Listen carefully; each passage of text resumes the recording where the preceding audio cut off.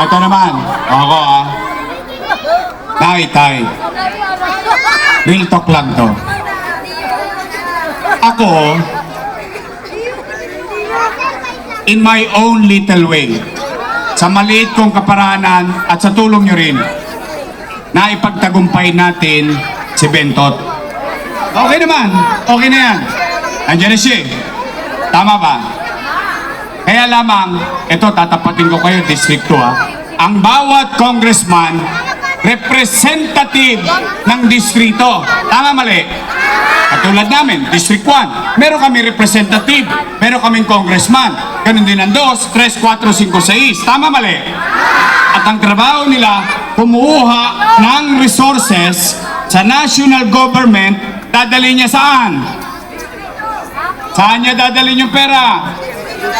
Distrito. Anong nire-represent mo? District 2. Saan kayo nakakita ng congressman for the first time? Pera ninyo, dinala sa District 1. Di ba totoo yun? Kayo pong humusga.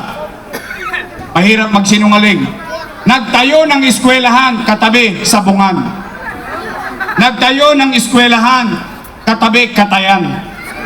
Opo, doon po sa Bitas, sa District 1. Maraming salamat, District 2. Binigyan nyo kami ng extra congressman. Thank you very much. Masaya kami. Kaya lamang, yung itinayong eskwelahan doon, katabi ng sabungan, ng sugalan, isinusugal ang kanilang baon at kakatayin ang kanilang kinabukasan. Yun ang nangyari, makasipsip lang sa amo niya. O pero, pera nyo yun. You should demand. You should ask for it. Kailangan yung i-demand yun.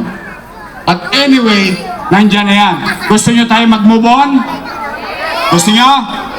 Ibalik natin si Congressman Carlo Lopez.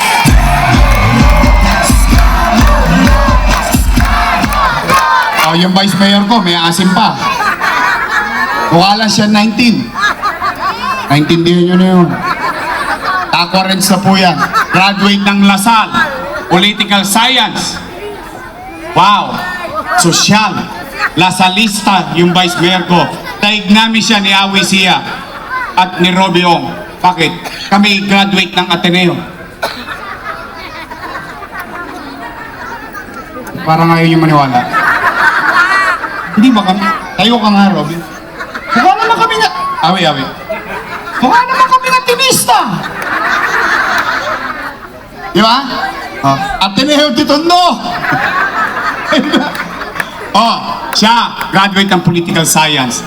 Alam niya ang pagiging pagpapatakbo ng gobyerno at siya'y aral sa kanyang ama, being presiding officer of the Sangguniang Panglusod. Ang ating Vice Mayor, Chi Atienza. O Nay, Tay, mga lolo't lola ko, your Miss Choice tayo? Talaga? Mga batang Maynila, your Miss Choice tayo? O, sige, kailangan natin dumami. Kailangan ko ng Isko Moreno 1, Isko Moreno 2, Isko Moreno 3, Isko Moreno 4, 5, 6, 7, 8, 9. Kailangan ko ng maraming Isko Moreno. Bakit? Kung gusto nyong bumalik ang gobyerno sa Maynila, gusto nyong umaliwala sa Maynila, gusto nyong pumanatag ulit ang pamumuhay ng Maynila, at gusto nyo ulit na bumangon ng Maynila, Nay, Tay, katulad ng lagi ko sinasabi, I cannot do it alone. I need them. Kailangan ko sila, kailangan ko kayo. Kailangan magsama-sama tayo. We have to come together. Because if we are together, we can make Manila great again. Magandang gabi.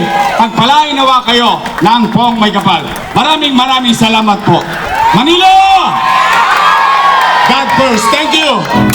Maraming salamat po. Palakpakan po natin ang nag-iisang Yorme. Number 2 na balita, Yorme. Isko Moreno Tumaso. Kasama mo, Yorme's Choice from Distrito 2.